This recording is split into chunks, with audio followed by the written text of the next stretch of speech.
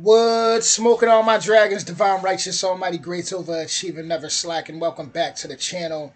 So I reacted yesterday to the Magic Geekdom, and as I was going through their videos, I was gonna react to their earlier videos. Then I seen this thumbnail, and it said footpaths on it. I'm like, oh, I gotta react to that because I love footpaths. What can I say? So this video is actually called "Americans in England: 10 Things That Surprised Us About the UK." Original link will be in the description, and we're gonna go ahead and hop right into it. Here we go. First trip to the UK.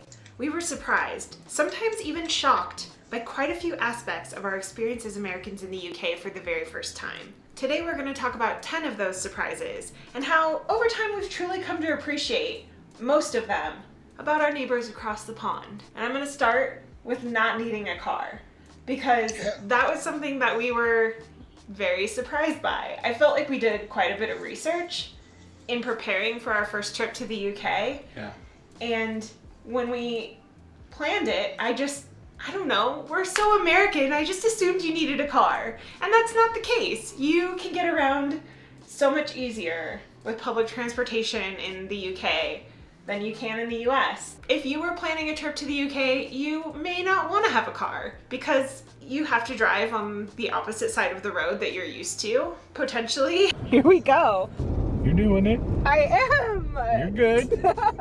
It's weird, but it's wow. And the roads are very narrow and can be kind of scary and intimidating. You don't need a car, and we learned that the second trip. We didn't rent a car at all, and it was lovely to travel by train everywhere. I think the aspect of having That's what I love. Not having to use a car all the time. I definitely appreciate that. So that's definitely something that won me over with England early when I found out that they walk a lot and they use other forms of transportation. the car the first trip was nice, but also you don't really need it. Like you said, the train system is just really good there. It's so much better than America. Granted, it's much smaller to cover that area, but trains go to most major cities, and then even smaller cities have a decent bus line, it seems like, too. Yeah. Besides being more walkable than a lot of our cities are. Yeah, there are very few places where I felt having a car was preferable to not having a car. It is kind of funny to look back on that first time that we went and just how, without even thinking about it, I just booked us a car because I was like, well, we're gonna take a road trip. That's what you do, right? I should also mention that these are by no means in order of importance. Although, number one, I did reserve for the immediate shock that I experienced from the moment that we stepped into Heathrow Airport. I feel like it was the first thing that I noticed. I don't know, it still blows my mind. So we'll continue on. Number 9. I mean, we kind of already discussed this, but the narrow roads, I mean, we've talked about it a lot. It can be very intimidating to drive on roads that are, hundreds if not thousands of years. I'm curious, is that why a lot of people in the UK have mopeds? Is it because of the narrow roads? Old compared to our big wide roads in America. But I think one of the things that surprised us even more from the experience, because I think you kind of know that going into it, but I was very surprised at how difficult parking can be. Yeah, there's not very much free parking at all. Pretty much anywhere you go, you're going to have to go to a pay lot to park your car. At least doing touristic things like we have done, and I think maybe that speaks to our experience traveling, is that we were going to places that are popular destinations to travel to. And so, yeah, car parks are difficult. The spaces can be very narrow because they're trying to pack as many cars as they can into these small little car parks. It can be very intimidating to not only try to find parking, but to, not have to pay at least £1 or £2 everywhere you go, which it's not the worst thing. You just have to prepare for it, which we were not. There is a lot more free parking in the US. There is, and I would say if you are going and renting a car, or you have a car there, get change. Get like pound coins, because a lot of them that even took credit cards didn't work very well. That's true. We would go to a car park in a pretty remote area, and it would be like 7 people standing around holding their phone up trying to get a signal so that they could pay for parking. So you can't avoid that if you have actual cash. change. Yeah. Number 8 would be that I think American travelers and just kind of international travelers in general do seem to mostly just go to London and call that good when there's so much more to see there. I mean, we love London, but also some of our favorite places are smaller cities and towns and villages there.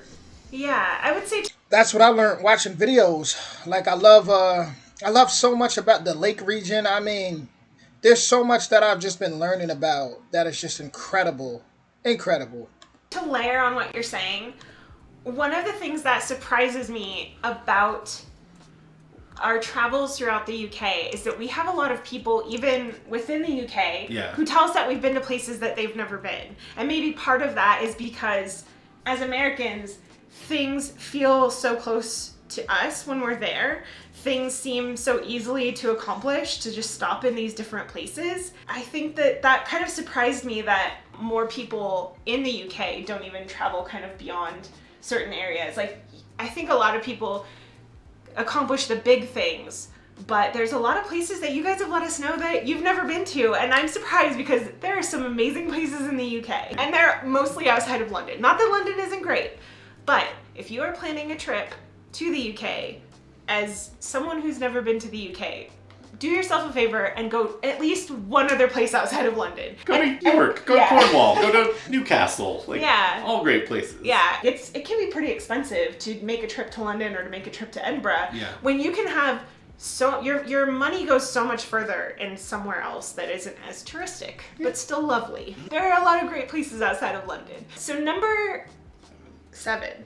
Yeah. Okay, so here is one that I don't know that we've talked about a lot before, but it is an incredible thing, and I was so surprised to learn about it, especially as Americans. It feels kind of like a weird thing to be able to walk on people's private land, and that is footpaths. British footpaths are an extensive network of these footpaths throughout Britain that basically allow you to walk on private land. That's what I wanted to see. Here we go. And just take in all the different kinds of scenery that the different lands offer. One of my favorite memories of exploring the UK, especially when I think about memories that we've shared with our friends, is I treasure the fact that we got to walk through a footpath in Dorset with our friends Jason and Josh. Yeah.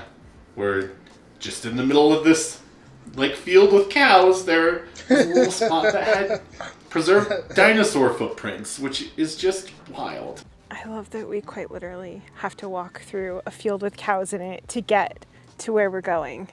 This is one of the coolest things I think we've done in England so far. It was so amazing. It just was a highlight of the last trip that we took there. That is just so neat. There are so many footpaths like that. I know when we were in Robin Hood's Bay, that is the end of, I think it's called the Coast to Coast footpath that goes all the way to Cumbria, I think is where it connects. It's like 200 miles long or something around that.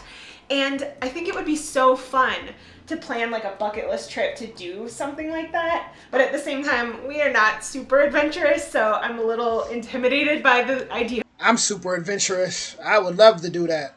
of walking 200 miles on a footpath. But maybe you have a suggestion for us for a footpath that we could start with. Maybe you know about some good footpaths that we should check out, because I'm all about them. The thing that is, I think, surprising about footpaths as Americans is that just doesn't seem like something that we would have here. No, I feel like people are very more... No trespassing. Yeah, protective, I guess. Yeah.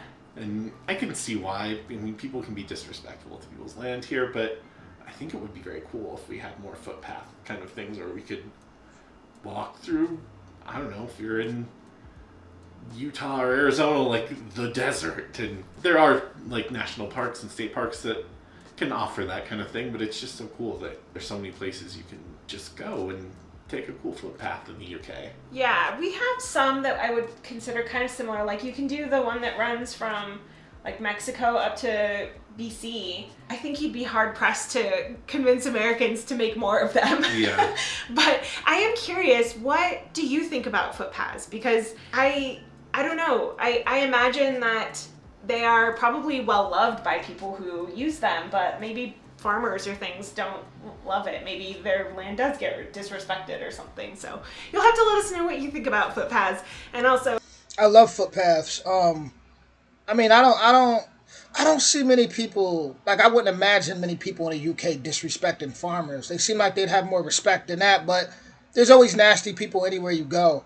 Um, who knows? I'm sure there's probably a lot of farmers that enjoy just sharing the outdoors. You know, it just seems like the mindset in the UK is completely different than what we'd be used to in America.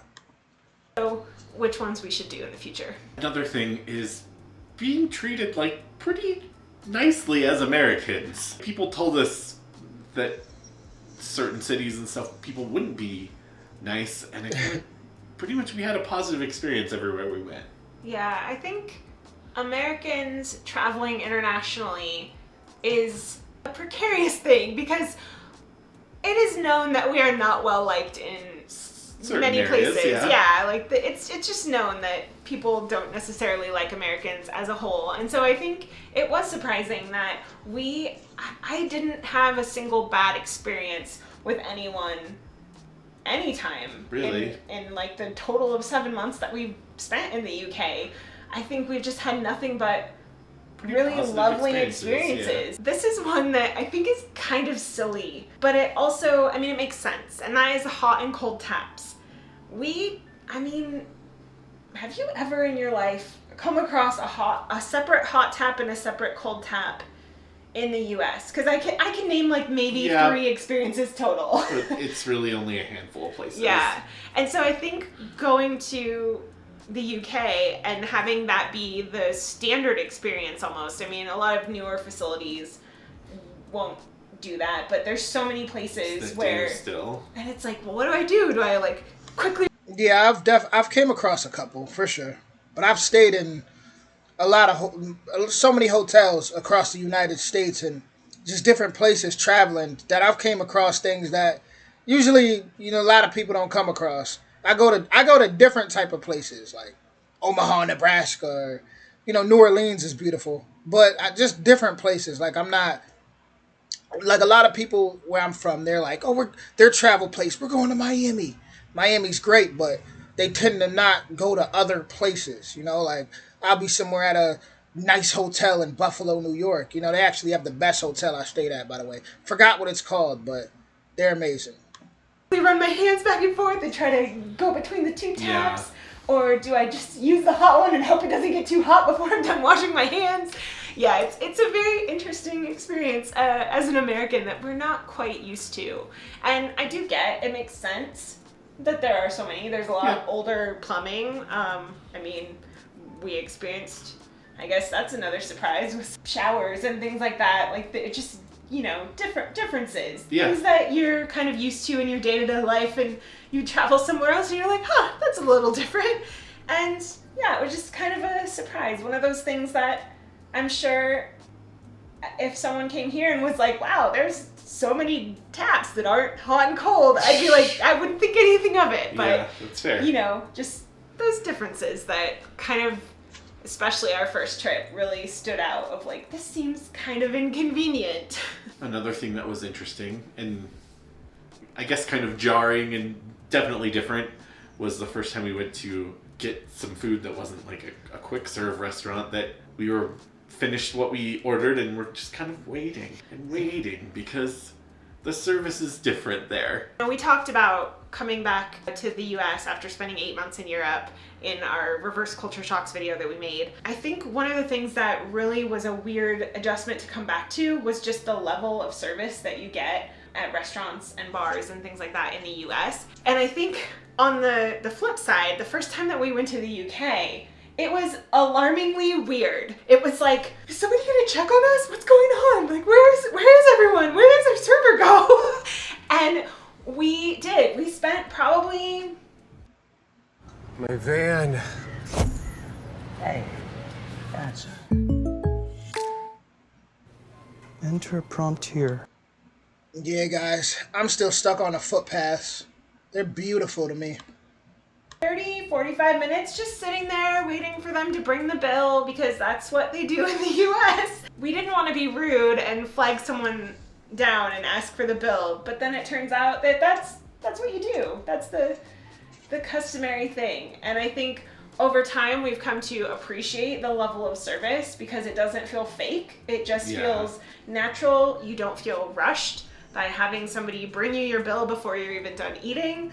But the first time that we went there, and it took a few times where we were like, gosh, this is just weird. And finally we said something to our friends and they were like, yeah, you gotta ask for the bill. And we didn't know that. We learned that the hard way a few times over. Yeah, I don't even know that I call it level of service because it sounds like the equivalent is kind of lower level. It's just kind of more pleasant. Yeah, and I think we've kind of touched on this before too, like talking about friendly Americans versus friendly people in the UK. And I think why I kind of prefer the friendliness of the UK is because when people are friendly, you know it's genuine. It's not out of a need to get a tip or out of, trying to be. I feel like just sometimes Americans are kind of fake, and it's not all the time, it's not everyone. I agree.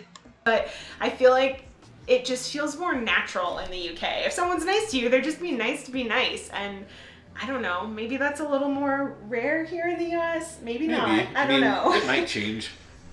Our pay structure and tipping culture is kind of changing here a little bit. People are getting paid a little better to do those kind of service jobs. So maybe that'll change in the long run. But right now, they are pretty different. Yeah. It was definitely surprisingly different level of service. And I know a lot of you who have let us know when you've come to the US, it's been the same thing where you're like, why are you guys all up in my business? Please let me eat my meal in peace. And I think we've kind of become a little bit more leaning towards that direction. Yeah. But when we first went to the UK, it was not the case. It was like, what is happening? Where is our server? That was definitely a big surprise. I guess I would tack on to that just the length of time that you could spend in a restaurant too, or a pub.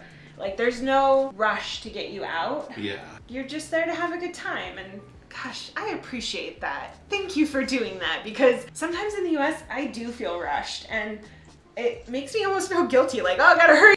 Definitely. Certain restaurants you could go to, you could feel real rushed. Especially, you go to them Chinese buffets out here, man, whew, they rush. We need to get out of here, because it's like, yeah, you get to eat and all, but they be on it, you get watched like a hawk. This server needs to make their money. But it is just, it's one of those differences that I definitely appreciate the British culture of serving in restaurants and pub culture a lot more than I did initially. While we are talking about pub culture kind of and food and stuff like that, I would say that the UK portion sizes can be drastically different from the US portion sizes, and probably in a more healthy and just better way. That's something we haven't, I guess, talked about as much. We've covered food a lot on this channel. There's a lot of differences in food that make me like the US version of food a little bit less. And portion sizes is, I think, one of them. On the one hand, I think when we first got there, it is a little bit surprising to see a regular portion of food and not have like this huge plate of food that you really don't need. Which is really good, because like I said, it's just health-wise, it's beneficial to the body to not be stuffing yourself all the time. So that's why I've been eating more so at Panera Bread. Panera Bread in America, they give smaller portions. Sure, it may be more expensive, but I like to be able to control the portions that I'm eating. I don't want to overeat. Need to eat, but I don't notice the difference as much now, but I do remember that it was pretty shocking at first. And I feel like, there's exceptions to that. You can find a pretty large, like, fish and chips, something like that. But in general, yeah, they just seem like you guys have more reasonable portion sizes. Yeah. That's true. That's a good point, because we went to Victoria, BC, and we ate fish and chips there, and we each ordered one because we were thinking they were going to be just like little fillets, like little tenders kind of thing, like we do typically in the US. And they were a lot larger than we were expecting. Not the huge portion of fish and chips in the UK, but they were definitely pretty large. It was like, oh yeah, I don't know why we thought that these would be smaller than they were. Yeah, I don't know. I do have to make an honorable mention, just talking about, British food, pub food, and what? Oh, I know where you're going. I He knows where I'm going. think. Yeah. Diet Coke in a glass bottle. I was so pleasantly surprised to learn that exists in the UK. You really can't find it in the US. I found it at a grocery store once. But it tasted different, It didn't tasted different. Yeah, it wasn't the same. And, if you want Coke products in glass bottles in the US, you usually get Mexican Coke. Yeah. But they don't really make Diet Coke in a Mexican Coke form. Or at least they don't send it up here. Really. Yeah. They do. So just to see Diet Coke in a glass bottle and be able to order at a bar is just, God, I miss that about the UK. It makes me want to plan a trip right now so I can go back and get my Diet Coke in a glass bottle. Okay, honorable mention though. Not enough to be a huge thing on the list, but it is lovely. Okay. So number 2 is kind of a big one. I kind of encompassed a few things in it, and I said that the number 2 thing that surprised us was the efficiency of the UK. And what I mean by that is, just all these little things that make me as an American feel like we're kind of behind the rest of the world. For example, contactless pay. I think that we're starting to roll that out more and more in the US. But even at a restaurant, the waiter will still take your card and go take it off. Most of the time. And bring it back to you. You're seeing more of it now. Yeah. I don't know. That was such a pleasant surprise to go to a pub and have the card reader brought to your table, to use your card at the table. The card never leaves my hand. It's like, even when you go through a fast food drive-thru, a lot of times you hand it to them, and it's like, well, hopefully I see that again. Well, and I feel like when we did go do that at first, we tried to give our card to them, and they're like, why? No, I don't want to touch your card. Yeah. I don't want to be responsible for that. Makes sense. But yeah, that was one of the things I think is very surprising in a good way. In a way that I go, why don't we do that in the US? That's weird. That seems antiquated and... It kind of is. Yeah. So I'm glad that it's changing here, but it's still better there. Yeah, the whole idea of efficiency is like, even from the moment that we got into the airport, we pretty quickly went through customs. We got through Border Patrol and customs and everything very quickly, and I feel like the process the other direction is not as easy. No. And I just think as the US, it's like, why do we make things so chaotic and harder than they need to be? I'm sure that that's true in many ways of like, each country has their things they're better at and their things that are worse at. But yeah. I just felt like there were so many things we experienced in the UK that just made me feel like it was more efficient, just like trains, and you just go, you get on your train, there's nothing to it. And I think that seems like anything like that in the US, we have to make things more complicated than they need to be. And I don't know, maybe that's just my impression. I get where you're coming from. I think I wrote down one more of that. Oh, queuing. That's another thing. As part of like the efficiency thing is, I think a lot of times in the US, we kind of just like flock, and we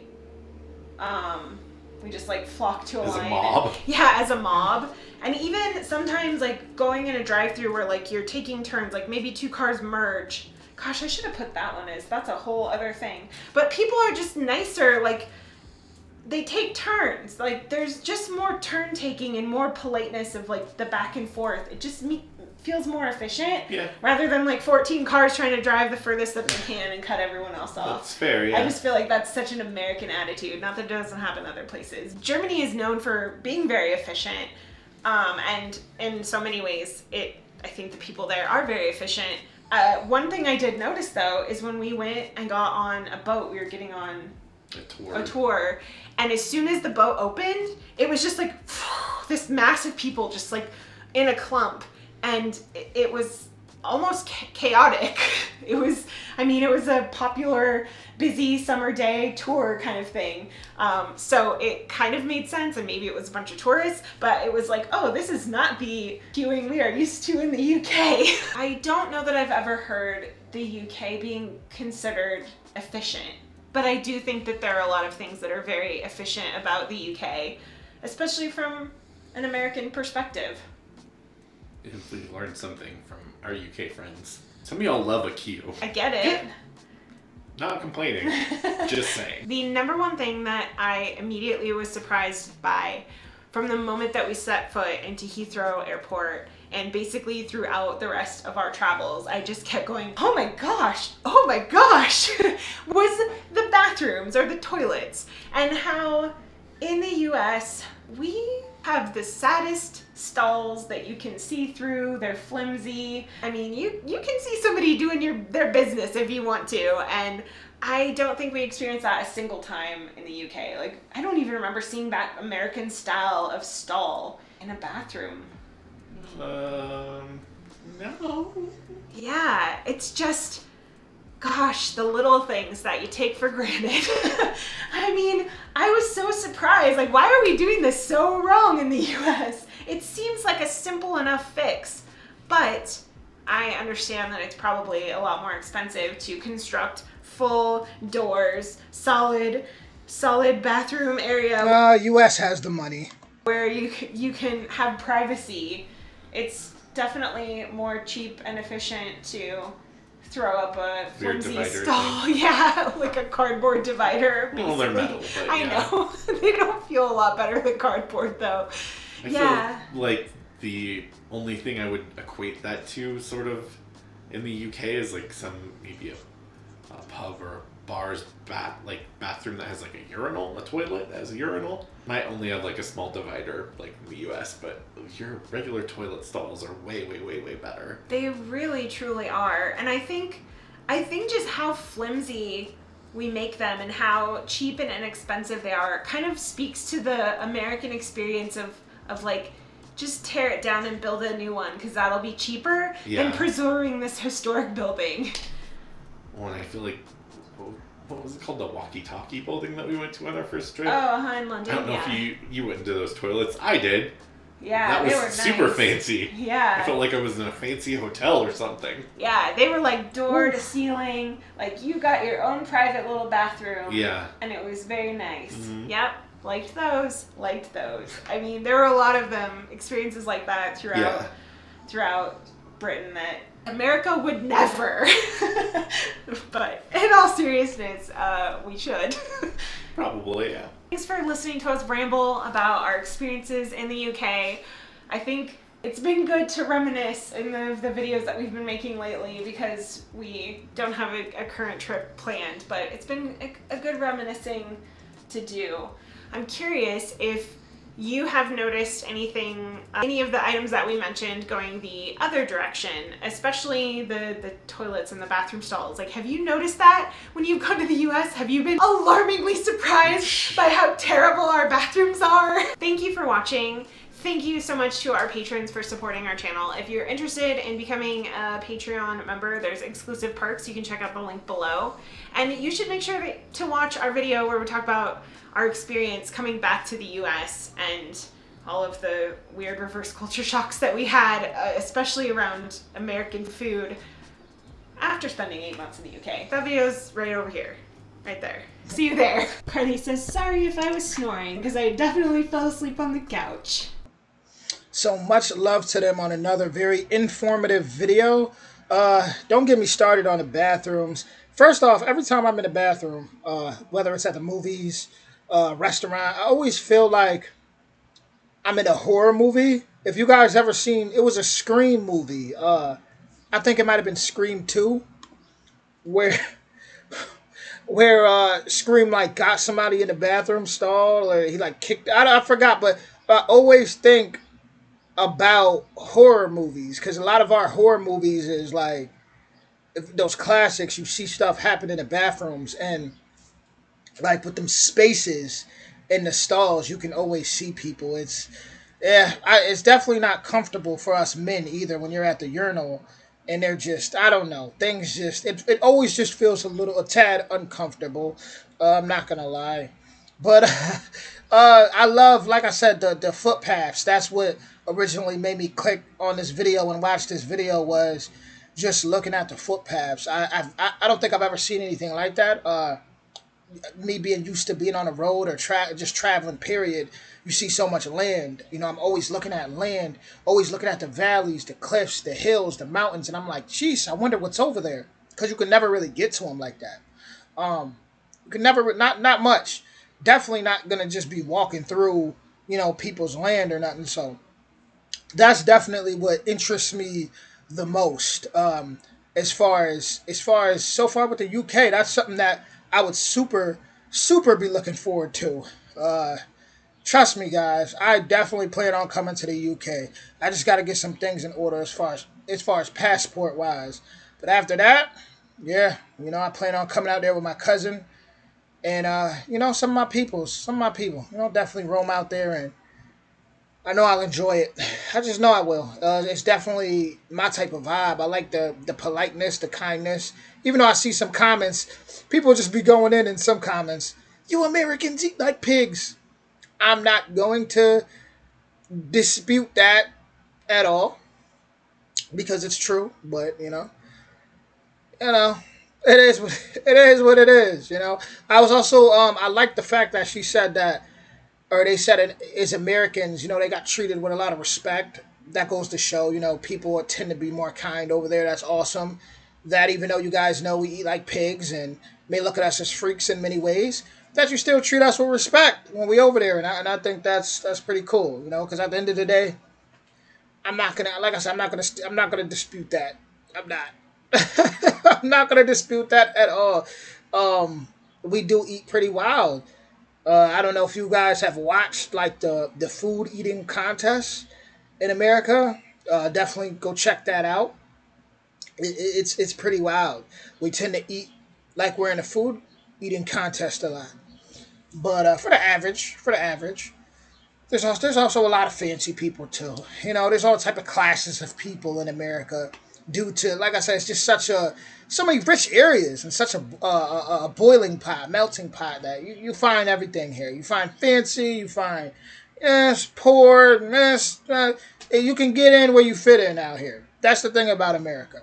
And I guess that's why they call it, the greatest place on earth or greatest country. That's why so many people, because it's so much different people. But at the same time, um, when you do get around people, then people treat it like I can't like a gang, I guess, in a sense. People very judgmental, could be, like I said, segregated, and it's just a lot of judgment. So you definitely want to, if you do come to America, you definitely want to be careful who you around, for sure. But I guess that goes to say with anywhere in the world, right? But I also like how they talked about the different places. Like I love what I see when I look at the lake region. The lake region looks beautiful. I've reacted to so much places in the UK so far that I know, like, because before I used to be London, London, London, London. Now I see so many different places, and I just love it. I love how the charming small town vibe.